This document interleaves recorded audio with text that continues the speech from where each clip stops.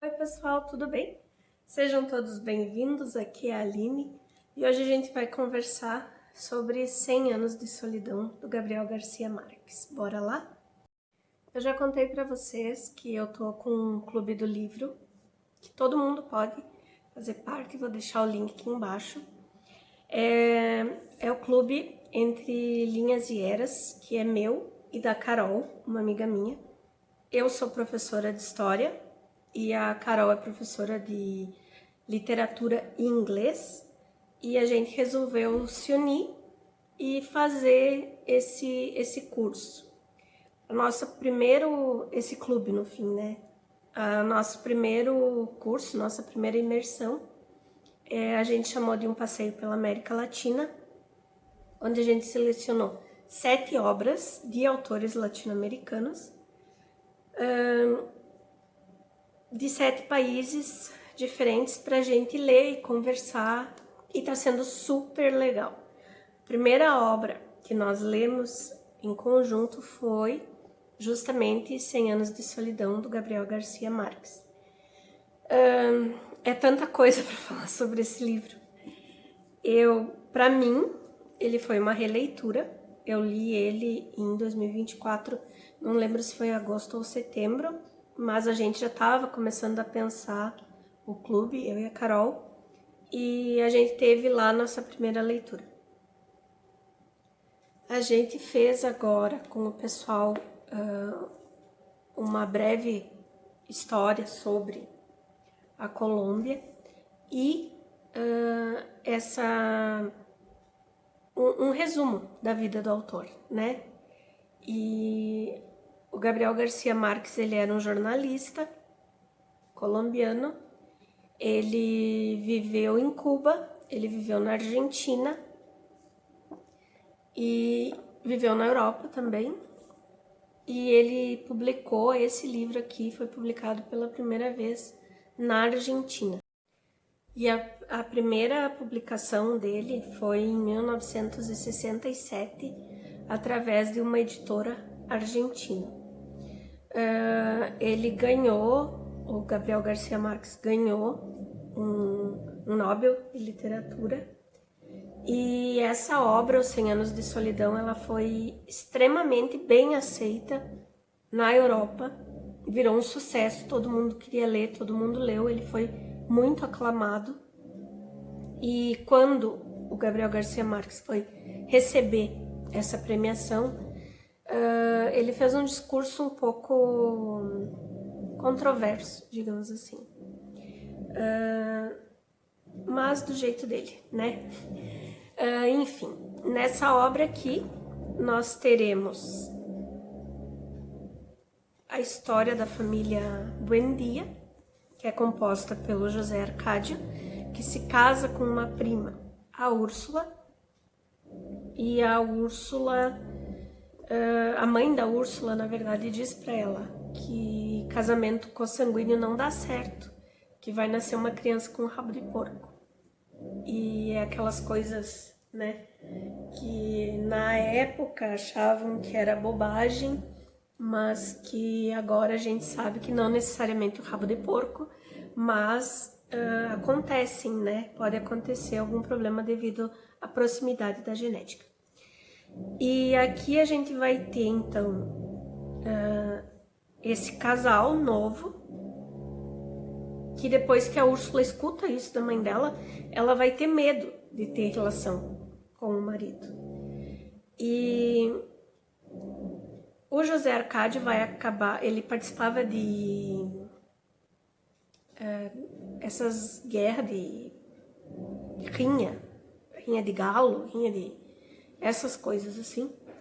E numa dessas rinhas, o galo dele ganhou e o oponente dele falou uma bobagem assim, e em relação ao casamento dele por não estar consumado. E ele chama essa pessoa para fazer um duelo e ele acaba matando esse amigo. Aí a gente já começa o realismo fantástico, né? Que é o gênero que se trata 100 Anos de Solidão. Ele vai começar a ver esse amigo, a imagem desse amigo, fantasma mesmo desse amigo.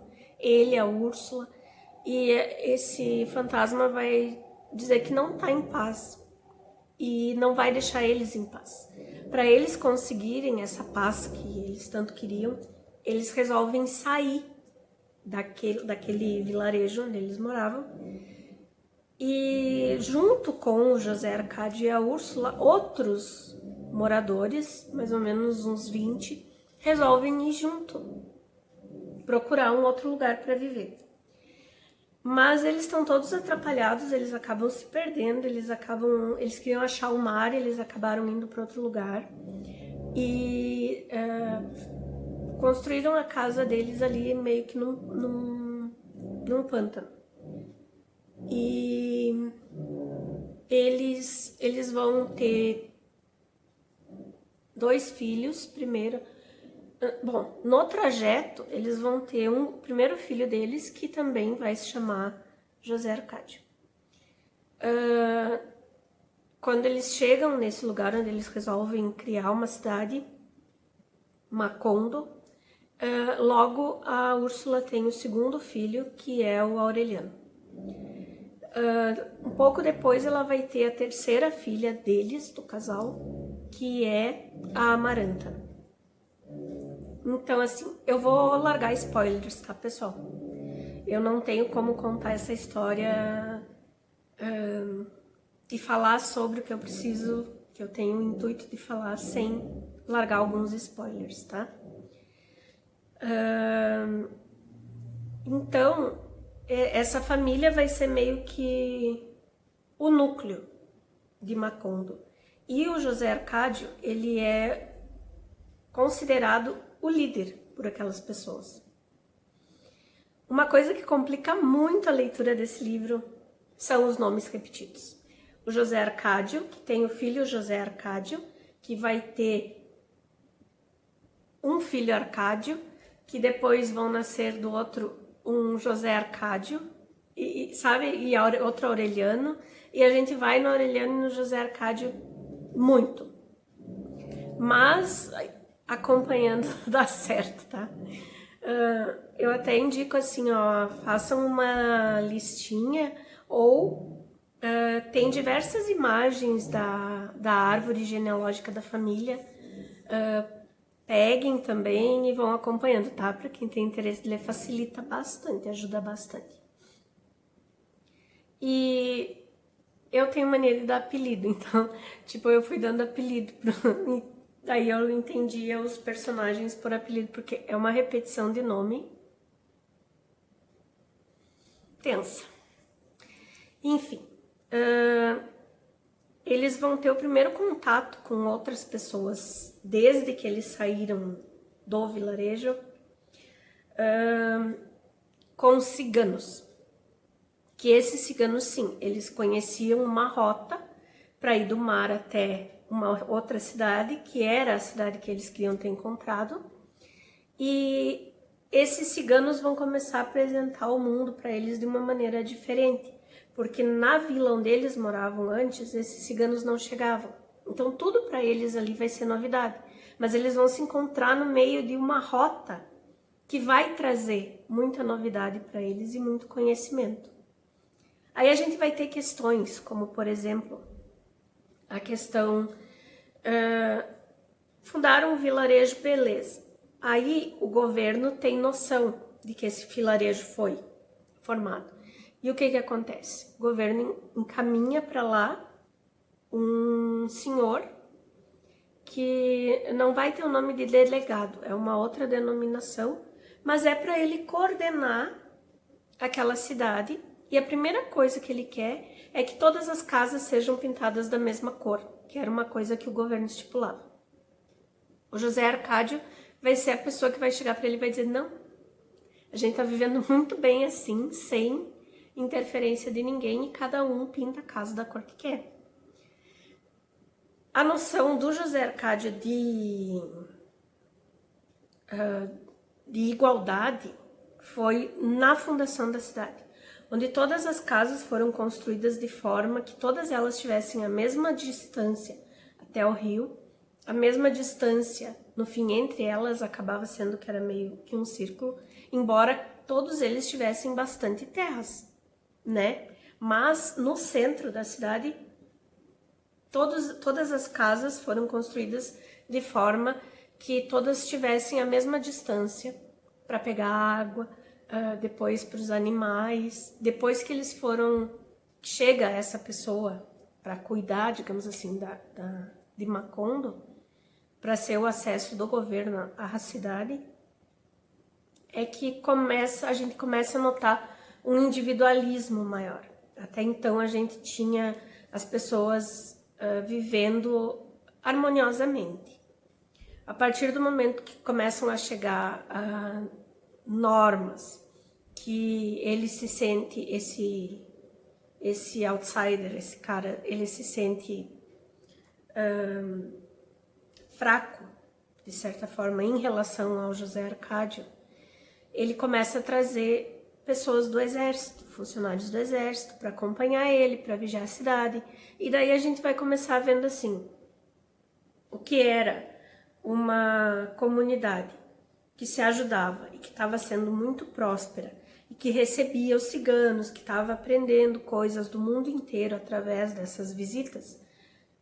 Essa cidade ela vai começar a receber uma domesticação, digamos assim. Eles vão ter, com a vinda desse homem, a implementação dessa lei, digamos assim. Esse cara vai trazer o exército, logo vai vir um padre e as coisas vão começar a andar como na cidade grande, entende? E é aqui que a gente começa a ver a mudança dos personagens. Uma coisa que me chamou bastante atenção foi o fato de que, como a primeira vez o José Arcádio ainda tá legal, e ele vai lá e ele enfrenta esse homem do governo, a cidade fica do lado dele, beleza? Mas vão acontecer coisas que vão fazer com que o José Arcádio acabe vivendo no mundinho da cabeça dele. E essas coisas vão levar a família a deixar ele preso ao redor de uma árvore. E a gente vê claramente que quando ele, que era o pilar daquela sociedade, enfraquece, com o enfraquecimento dele, a sociedade deixa de ter força e começa a aceitar o que vem de fora. São muitas analogias assim a tudo o que a Colômbia viveu, desde seus postos de descobrimento até quase atualmente, né? Mas digo, por ter todas as guerras, todas as revoltas, ele passa tudo isso através da história dessa cidade. Isso é fantástico. E a gente vai ter toda uma questão das mulheres da família, que enquanto os homens eles eram um pouco mais de fazer, sabe, de nadar na telha, as mulheres que ficam ali segurando a casa, mantendo os filhos, mantendo a família, segurando todas as barras financeiras que seja, tudo, sabe? A Úrsula é uma personagem muito forte nessa história.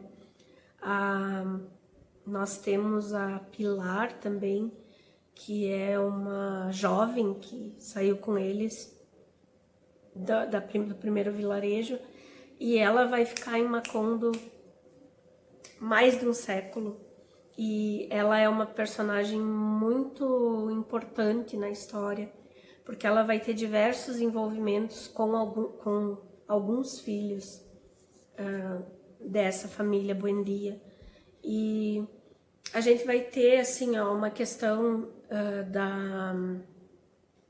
do filho que foge com os ciganos, o José Arcádio, o primeiro José Arcádio, filho que foge com os ciganos. Depois a gente vai ter, esse José Arcádio vai ter um filho ilegítimo com a Pilar, que a mãe Úrsula vai cuidar. Então, assim, é muita coisa, sabe? Em cada 10 páginas acontece 1 trilhão de coisas.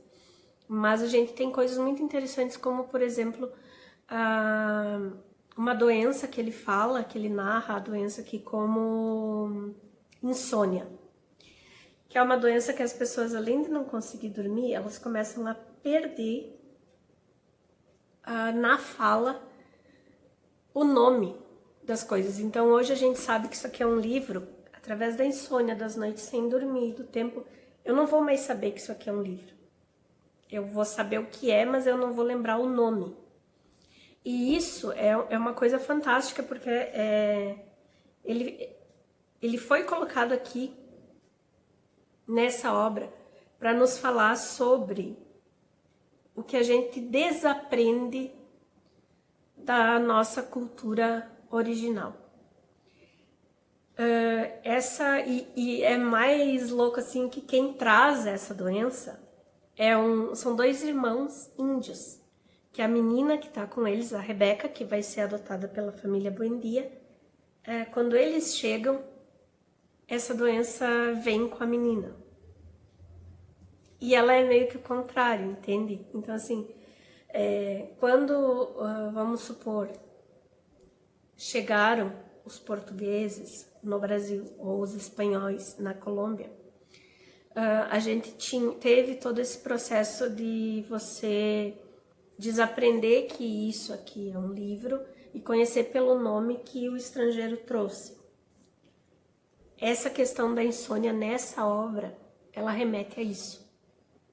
A você deixar de conhecer as coisas na tua língua e passar a compreender o mundo através da língua do outro. Só que aqui a Úrsula vai ter uma ideia de... Não sei certo se é a Úrsula ou a Amaranta, agora não me recordo, mas uma delas vai ter a ideia de escrever enquanto lembra. Quando vê que outras pessoas estão esquecendo, elas vão escrever o nome das coisas e grudar em cima de tudo, de talher, de prato, de copo, de livro, de tudo. E essa doença vai durar um período, mas como eles vão ter acesso àquela palavra fixa naquele objeto, eles não vão esquecer. E quando a doença passa, eles continuam com a língua que eles tinham. Eu achei isso fantástico. A gente vai ter outras partes, assim, como a guerra, por exemplo, quando o Aureliano descobre que existe essa batalha entre os liberais e os conservadores, é através desse homem que chegou de fora na cidade para governar. Porque o Aureliano vai casar com uma das filhas dele. Que já é uma questão também, assim, do homem mais velho com a menina mais nova, sabe? Então ele trata de muitos assuntos, assim, a gente fica dias falando sobre essa obra. Mas o Aureliano vai saber, enfim, sobre essa batalha no momento em que acontece uma eleição dentro de Macondo e que ele vê o sogro dele trocando os papéis vermelhos, deixando pouquíssimos porque teria um empate. E ele acaba mandando o soldado que está com ele tirar as cédulas vermelhas e botar mais azuis. E o Aureliano ainda questiona, tipo, se eu fosse liberal, isso para mim seria motivo de guerra. E ele começa a ficar muito revoltado de ver essas coisas assim que o conservadorismo quer manter. E ele vai acabar indo para a guerra como um libertador. E daí a gente começa a ver a bagunça.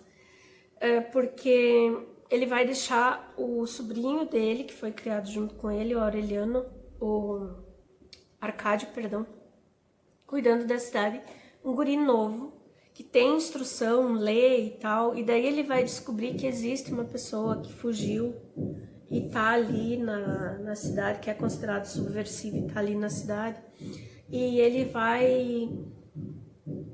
Esse Arcádio que fica, ele vai começar a fazer loucuras, assim, tipo, ele vai instaurar a mesma coisa que o governo tá fazendo nas outras cidades para que os liberais não cheguem, ele vai começar a fazer ali. Ele vai transformar Macondo numa ditadura, onde a Úrsula vai chegar e a Úrsula vai se impor e vai dizer, não, não é assim, não é porque eles estão fuzilando gente que você aqui vai começar a fuzilar também. Então a gente vai ter todas essas questões assim aqui dentro dessa obra. A gente vai ter o Capitão Aureliano, que é o que vai para a guerra, sem, tipo, é incrível assim, ele vai ter o nome dele, o Capitão Aureliano, tal, mas ele não vai vencer as batalhas, porque essas batalhas elas já estavam praticamente perdidas, era um grupo mínimo que estava chegando em lugares onde os conservadores tinham uma base muito forte, e o exército. Então, tipo, mas ele vai conseguir crescer muito o nome pela forma como ele trata os soldados, enfim. E a gente vai vendo que ele vai acabar virando também mais do mesmo, sabe? Aquela coisa que a guerra faz com a pessoa. Até que ele, num determinado momento, vai parar, e velho já, né? E vai pensar assim, mas eu não... Ele já nem se lembra por que ele foi pra guerra. Então, assim, o que eu tô fazendo aqui? Se eu não me lembro por que isso aqui começou, sabe? E ele vai voltar para casa e ficar lá com os peixinhos dele, enfim. Peixinhos de ouro que ele fazia, que ele aprendeu com Melquíades. Melquíades foi aquele primeiro cigano que chegou lá no início. O primeiro cigano com quem eles tiveram contato, que ficou muito amigo do pai dele e que trazia novidades diversas e que chegou um tempo, se trancou num quartinho na casa dos Buembi que foi feita para ele e acabou falecendo ali. E deixou muita coisa escrita nesse quarto. E o livro inteiro vai girar em torno de algum descendente da família Buendia tentando decifrar o que está escrito nessa obra que o Melquíades deixou. Gente, isso aqui, assim, ó, é fantástico, sabe? Leiam, só leiam. Vão anotando o que eu falei, mas leiam, tá? Porque tem muita coisa, tem diversos artigos na internet, tem muita gente do curso de letras que usou essa obra para estudo, para mestrado, enfim, tem bastante coisa na internet sobre, tá? Essas pesquisas que foram feitas para identificar determinadas passagens no livro. A gente vai acompanhar nessa obra, então, 100 anos dessa família, desse clã, digamos assim. A gente vai acompanhar 100 anos de história dessa família. E a gente vai entender como, mesmo cercados e com uma família tão grande, alguns deles conseguiam se sentir tão sozinhos e viver nessa solidão, sabe, sem dar uma brecha para que outras pessoas entrassem. A gente vai ter muitos outros personagens, eu falei aqui, assim, dos principais e do começo da história. Depois tem muito mais coisa para andar, sabe? Mas eu queria trazer essa resenha, assim, para incentivar quem quiser ler, sabe? É muito bom. Eu não vou dar mais spoilers do fim da obra e tal, porque eu acho que você não perde a graça. Mas eu acho que os spoilers que eu dei não foi nada que vá prejudicar a leitura de vocês. Foi mais alguns pontos, assim, que eu acho que eu tinha que acrescentar, tá? Através da pesquisa que eu fiz. E incentivar mesmo a leitura, tá? Eu vou ficando por aqui. Comentem aqui comigo se vocês já leram, o que vocês acharam. Algum ponto de vista que eu não tenha comentado aqui, por favor, também comentem. Mas são assuntos bem sérios, sabe? E são coisas muito interessantes, assim, que traz essa obra pra gente ler, tá bom? Eu vou ficando por aqui, deixa um legalzinho aí pra mim. Se você não é inscrito, se inscreve, comenta aqui, me ajuda a divulgar meu trabalho. E eu fico muito grata, tá bom? Beijos e até a próxima. Tchau, tchau.